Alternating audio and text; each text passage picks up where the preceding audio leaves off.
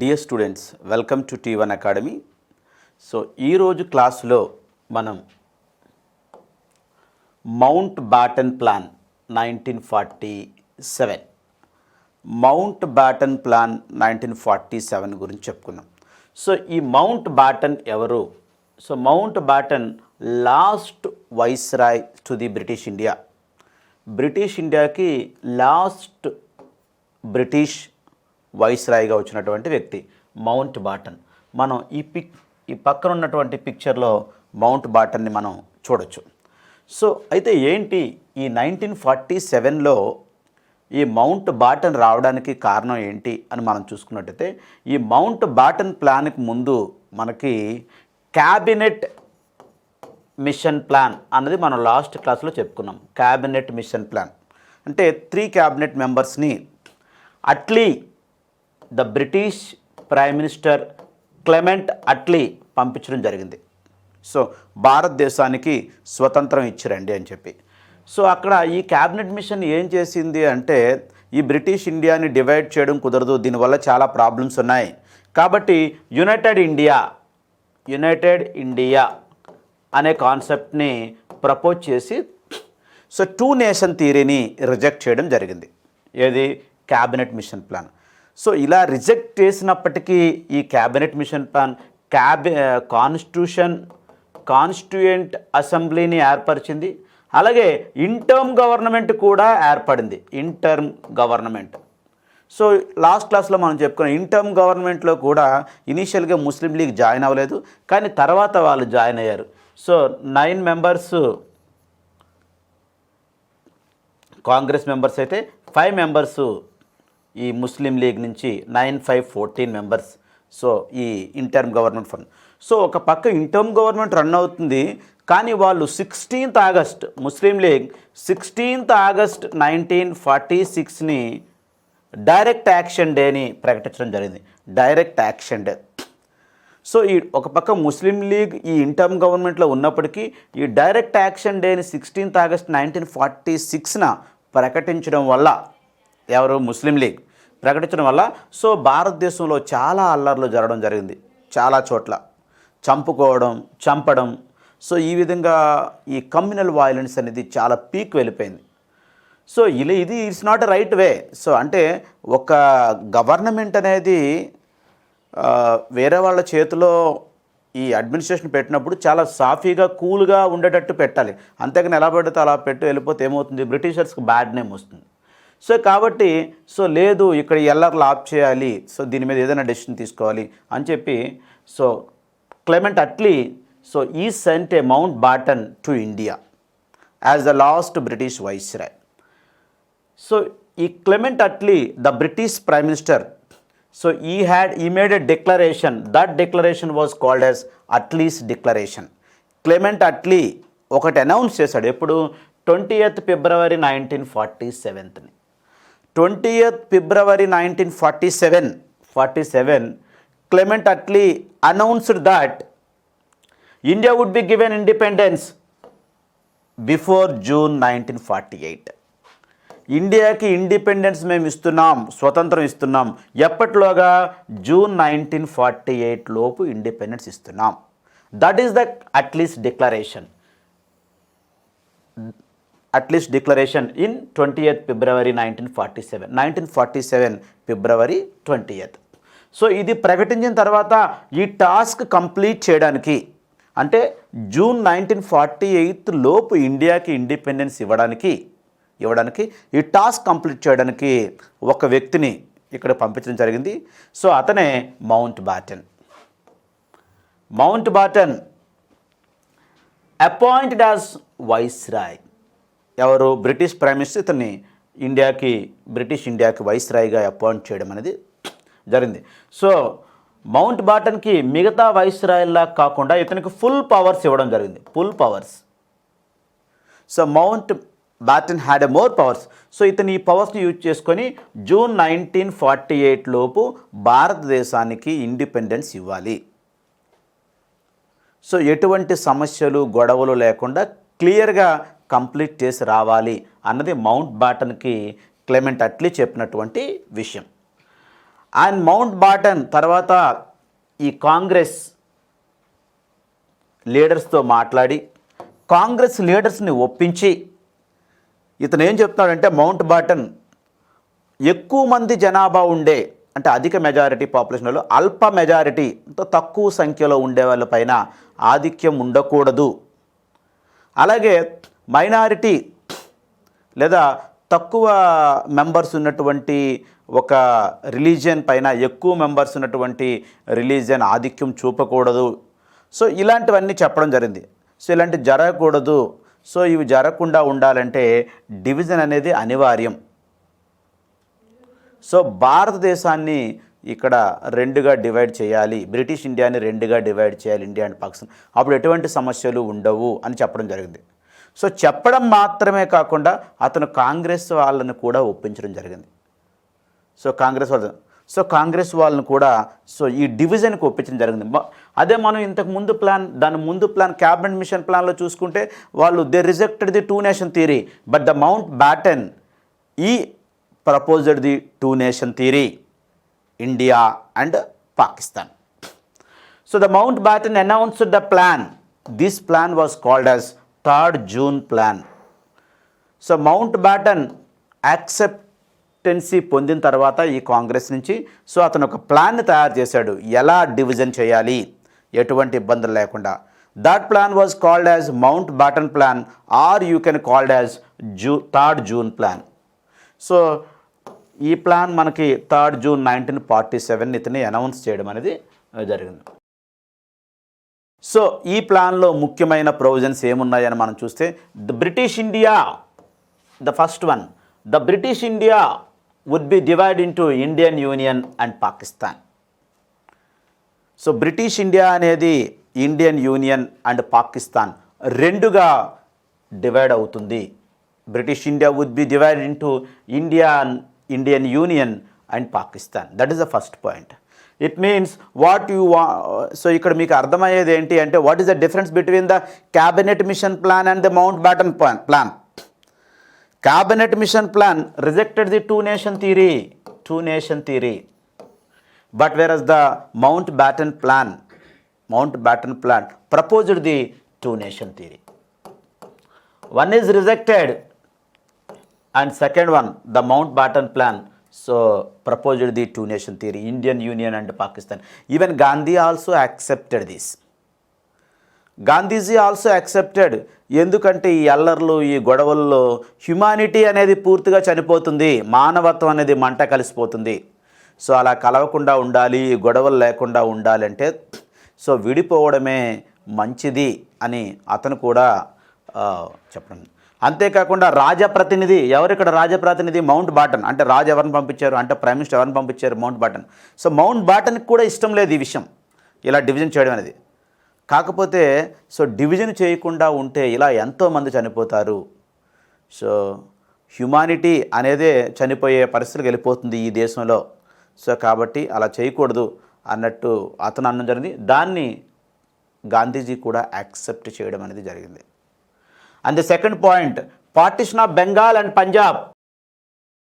So ఈ Punjab and బెంగాల్లో ఎక్కడైతే డివిజన్ అవసరమో, అంటే బెంగాల్లో కొంత పార్ట్ అటు వెళ్తే కొంత పార్ట్ ఇటు వస్తుంది, కొంత పార్ట్ పంజాబ్లో అటు వెళ్తే కొంత పార్ట్ ఇటు వస్తుంది.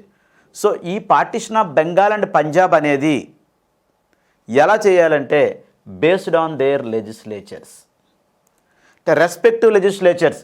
బెంగాల్ లెజిస్లేచర్ ఏదైతే ఉందో దాన్ని ఎక్కడి వరకు డివిజన్ చేయాలని వాళ్ళు డిసైడ్ చేస్తారు. పంజాబ్ లెజిస్లేచర్ ఏదైతే ఉందో అది ఎక్కడి వరకు డివైడ్ చేయాలని వాళ్ళు డిసైడ్ చేస్తారు. సో ఇది పార్టిషన్ ఆఫ్ బెంగాల్ అండ్ పంజాబ్లో. And the next one is 563 princely states either to merge India or Pakistan. So మనకి ఈ ప్రావిన్సెస్ కాకుండా ఎన్ని ప్రావిన్సెస్, మనకి 11 ప్రావిన్సెస్ మనం చెప్పుకున్నాం. ఈ ప్రావిన్సెస్ కాకుండా భారతదేశంలో 563 ప్రిన్స్లీ స్టేట్స్ ఉన్నాయి. 563 ప్రిన్స్లీ స్టేట్స్ అంటే ఏంటి? ప్రావిన్సెస్ అంటే directly under the control of the British, but where is coming to the princely states. Princely స్టేట్స్కి వచ్చేసరికి ఇవి లోకల్ నవాబ్స్ లేదా local rulers. So Hyderabad, you know that it was the largest princely state in India out of 563. So దీంట్లో ఏంటంటే ఇండైరెక్ట్గా British వాళ్ళ ప్రమేయం ఉండొచ్చేమో కానీ కానీ it was ruled by the nawabs or princes, I'm sorry, or prince. So రాజు కానీ రాజకుమారులు కానీ దీన్ని రూల్ చేయడం జరుగుతుంది. సో ఈ 563 ప్రిన్స్లీ స్టేట్స్ ఇండిపెండెన్సీ అనేది రిజెక్ట్ చేయబడింది మౌంట్ బాటన్ ప్లాన్లో. సో వీళ్ళకి సపరేట్గా ఇండిపెండెంట్గా వీళ్ళు ఉండే అవకాశం లేదు. వీళ్ళు ఏం చేయాలి, either to join in India or to join in Pakistan. So ఈ 2 నేషన్స్లో ఏదో ఒక నేషన్లో వీళ్ళు కలిసిపోవాలి. ఎస్, మనం ఇక్కడ పిక్చర్లో మనం చూడొచ్చు Mountbatten, Jawaharlal Nehru and some other members. And this is the point. And third point, 2 separate constituent assemblies would be formed. మనకి ఈ క్యాబినెట్ మిషన్ ప్లాన్లో చూస్తే ఒకటే కాన్స్టిట్యూయెంట్ అసెంబ్లీ ఫామ్ అయింది, కాన్స్టిట్యూయెంట్ అసెంబ్లీ ఫామ్ అయింది. కానీ ఇక్కడ 2 కంట్రీస్కి, ఎందుకంటే అక్కడ 2 నేషన్ థియరీ రిజెక్ట్ చేయబడింది కాబట్టి ఒకటే నేషన్ కాబట్టి యునైటెడ్ ఇండియా కాబట్టి అక్కడ ఒకటే కాన్స్టిట్యూంట్ అసెంబ్లీని ప్రపోజ్ అయింది. ఇక్కడ 2 constituents assemblies, 2 separate one for the India and another for the Pakistan, 2 constituent assemblies. So Mountbatten plan ఈ ప్రపోజ్డ్ బౌండరీ కమిషన్ కూడా ఏర్పాటు చేసి సో ఎక్కడ వరకు ఇండియా, ఎక్కడి నుంచి పాకిస్తాన్, ఈ పాకిస్తాన్కి ఇండియాకు ఉన్నటువంటి బార్డర్ ఏంటి, 2 వైపులా వెస్ట్ సైడ్ నార్త్ వెస్ట్ పార్ట్లోని నార్త్ ఈస్ట్ పార్ట్లోని రెండిట్లని సపరేట్ చేయడానికి ఒక బౌండరీ కమిషన్ కూడా అపాయింట్ చేస్తాం అని మౌంట్ బాటన్ చెప్పింది. సో తర్వాత అపాయింట్ చేసింది కూడా. సో ఈ బౌండరీ కమిషన్ ఏంటంటే డిమార్కేషన్ చేసింది. సో ఎంతవరకు పాకిస్తాన్, ఎంతవరకు ఇండియా, ఎక్కడ నార్త్ వెస్ట్లో, అలాగే నార్త్ ఈస్ట్లో కూడా ఎక్కడ వరకు పాకిస్తాన్, ఎక్కడి నుంచి ఇండియా ఉందని.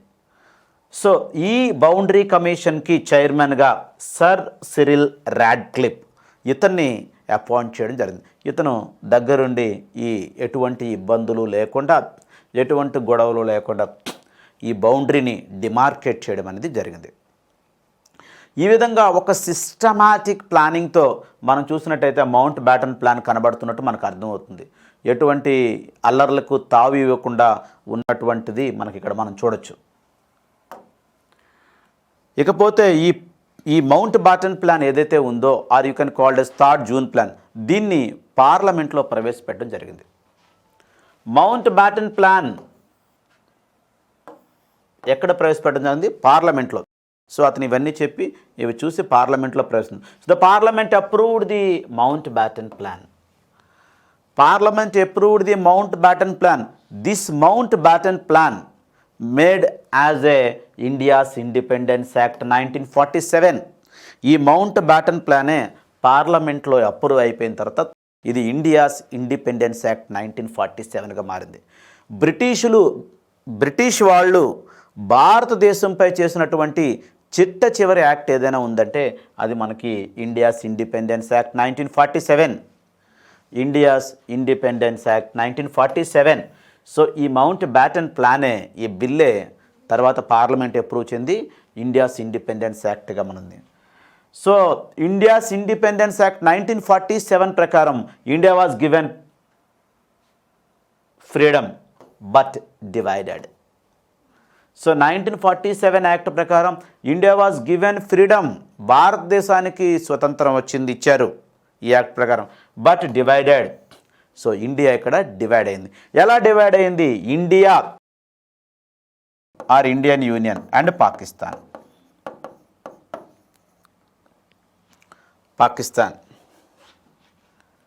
India and Pakistan. సో జనరల్గా ఈ అట్లీస్ట్ డిక్లరేషన్ ప్రకారం జూన్ 1948 లోపు ఇవ్వాలి అన్నది అట్లీ ముందుగా డిక్లరేషన్లో చెప్పింది, అంటే ఆ లోపు ఎప్పుడైనా ఇవ్వాలని. సో మనకి ఈ Mountbatten plan or India's independence act ప్రకారం India got independence 15th August 1947, whereas Pakistan 14th August 1947. 14th night, 15th morning, it's a 14th night after 12 o'clock. So India got independence 15th August 1947. So Nehru గారు ఈ మొట్టమొదటి స్పీచ్ని, ఈ constitution assembly ఏర్పాటు చేసిన మీటింగ్లో నెహ్రూ గారు 14th night అర్ధరాత్రి 15th మార్నింగ్ లాగా, అంటే 15th ఎంటర్ అయ్యేటప్పుడు సో అదే రోజు ఎర్రకోటపై జాతీయ పతాకాన్ని ఎగరవేయడం కూడా జరిగింది. సో ఈ విధంగా ఈ మౌంట్ బాటన్ ప్లాన్ ప్రకారం సో ఇండియాకి ఇండిపెండెన్స్ 15th ఆగస్ట్ 1947 వచ్చినప్పటికీ కాంగ్రెస్ లీడర్ చాలామంది మౌంట్ బాటన్ని, ద లాస్ట్ బ్రిటిష్ వైస్రాయ్ మౌంట్ బాటన్ని కొన్నాళ్ళ పాటు గవర్నర్ జనరల్గా ఉండమండం అనేది జరిగింది. సో ఇతను జూన్ 1948 వరకు ఇతనే, ఈవెన్ వి గాట్ ఇండిపెండెన్స్, మనకి ఇండిపెండెన్స్ వచ్చిన తర్వాత కూడా కాంగ్రెస్ లీడర్స్ కోరిక మేరకు మౌంట్ బాటన్ని జూన్ 1948 వరకు చివరి వైస్రాయ్గా రన్ చేయడం అనేది జరిగింది. సో మనకి ఇక్కడ పక్క పిక్చర్లో మనం మౌంట్ బాటన్ని చూడొచ్చు. సో తర్వాత 1948 to 1950 మనకి కాన్స్టిట్యూషన్ అసెంబ్లీ కంప్లీట్గా అమల్లోకి వచ్చే వరకు ఈ సి రాజగోపాలాచారి వైస్రాయ్గా ఉండడం అనేది జరిగింది. So he was the last viceroy and the first Indian viceroy, and he was the first, Mountbatten was the last British viceroy. So ఈ విధంగా 50 జనవరి 26 తర్వాత మళ్ళీ మనకి ప్రెసిడెంట్ రావడం జరిగింది. సో అప్పటి నుంచి ఈ వైస్రాయ్ అనేది ఆ నామకరణం పోవడం జరిగింది. సో ఈ విధంగా మౌంట్ బ్యాటన్ ప్లాన్, చివరి ప్లాన్ సో భారతదేశానికి ఇండిపెండెన్స్ తీసుకురావడంలో సో ప్రముఖ పాత్ర వహించిందని మనం చెప్పచ్చు. ఈ క్లాసులో మనం RIN mutiny 1946. RIN, what is RIN? Royal Indian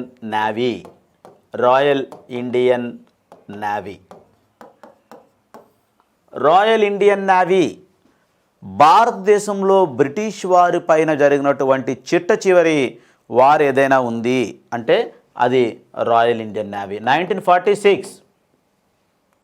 so దీని తర్వాత భారతీయులు బ్రిటిష్ వారిపై ఎటువంటి యుద్ధము చేయలేదు బిఫోర్ ఇండిపెండెన్స్.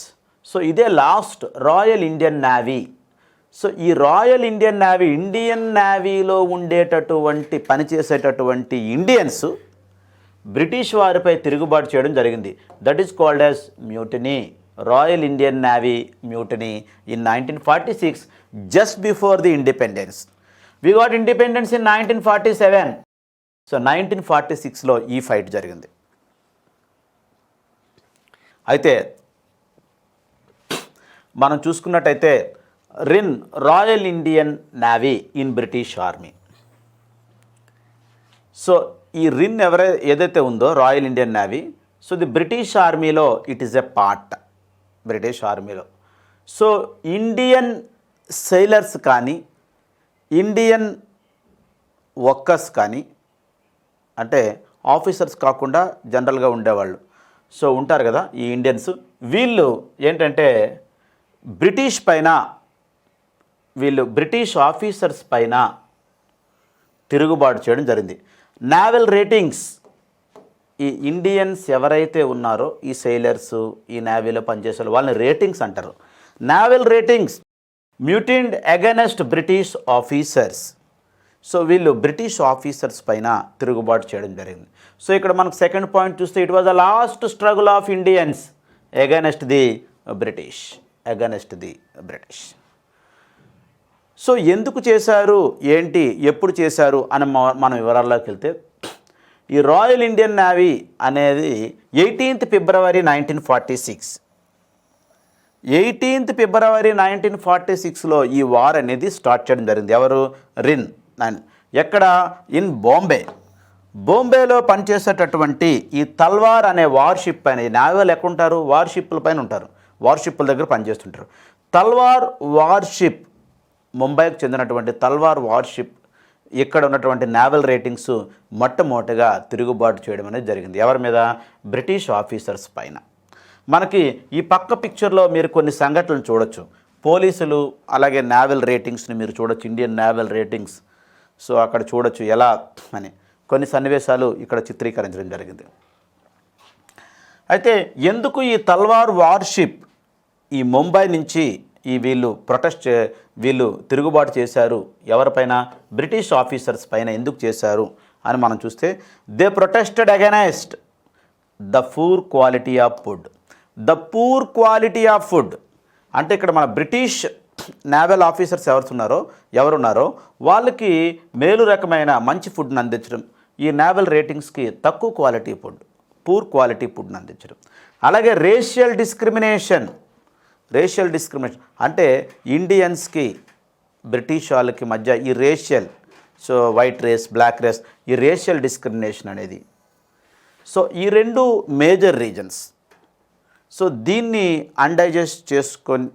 డైజెస్ట్ చేసుకోలేక సో ఈ నేవల్ రేటింగ్స్ ప్రొటెస్ట్ చేయడం అనేది జరిగింది. ఇది ఏంటి? తల్వార్ వార్షిప్, బొంబాయిలో ఉన్న తల్వార్ వార్షిప్ మీద ఉన్నటువంటి మొట్టమొదటి ఈ Indian navy workers so revolt చేయడం అనేది జరిగింది.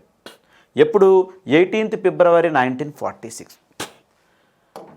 So with in a very short span of 4 days, 3-4 రోజుల్లో ద ప్రొటెస్ట్ స్ప్రెడ్ ర్యాపిడ్లీ. మొత్తం so every nook and corner of these ఏవైతే ఉన్నాయో ఈ వార్షిప్స్ ఇవన్నీ సో ఎక్కడ ఉన్నాయో అంతా కోస్టల్ ప్రాంతానికి మొత్తానికి ఇది మెసేజ్ చేరిపోవడం జరిగింది. సో ముంబైలో ఉండేటటువంటి అన్ని వార్షిప్స్ వర్కర్స్, అలాగే మొత్తం ఫైనల్గా 178 బ్యాటిల్ షిప్స్, 178 వార్షిప్స్ మీద పనిచేసేటటువంటి 20,000 మంది ఇందులో పాల్గొన్నారు with in a span of 3-4 days. చిన్నగా స్టార్ట్ అయ్యింది ఇది 18th February 1946 ఎక్కడ? ముంబైలో. సో ఆ తర్వాత మొత్తం కోస్టల్ ప్రాంతంలో ఎక్కడైతే వార్షిప్స్ ఉంటాయో ఆ 178 వార్షిప్స్ మీద పనిచేసేటటువంటి 20,000 naval ratings, they participated in the war. So very short span of time. 18th start అయింది, 22కి ఇలా అయిపోయింది. సో వీళ్ళందరూ బ్రిటిష్ పైన తిరుగుబాటు చేయడం జరిగింది. While fighting with British more than 200 ratings were killed. వీళ్ళు బ్రిటిష్ వాళ్ళతో యుద్ధం చేస్తున్నప్పుడు 200కు పైగా నేవల్ రేటింగ్స్ని బ్రిటిష్ వాళ్ళు కాల్చి చంపారు. మనకి ఈ పక్క పిక్చర్లో కాల్చి చంపిన వారి మనం డెడ్ బాడీస్ మనం చూడొచ్చు. 200కు పైగా రేటింగ్స్ని ఇండియన్ నేవల్ వర్కర్స్ని చంపేయడం జరిగింది, షూట్ చేసి చంపేయడం జరిగింది. సో షూట్ చేసి చంపేసి ఎలాగైనా సరే భయపిచ్చి దీన్ని ఆపాలి అని బ్రిటిష్ వారు అనుకోవడం జరిగింది. తర్వాత కాంగ్రెస్ లీడర్ వల్లభాయ్ పటేల్, అలాగే Muslim League leader Mohammed Ali Jinnah, MA Jinnah, వీళ్ళు మీడియేషన్ చేసి తర్వాత ఎవరితో? ఈ బ్రిటిష్ వారితో మీడియేషన్ చేసి తర్వాత దీన్ని ఈ కంట్రోల్లోకి తీశారు. ఎందుకంటే ఇలాగే యుద్ధం చేసుకుంటూ పోతే వాళ్ళు చంపుకుంటూ పోవడం అనేది జరుగుతుంది.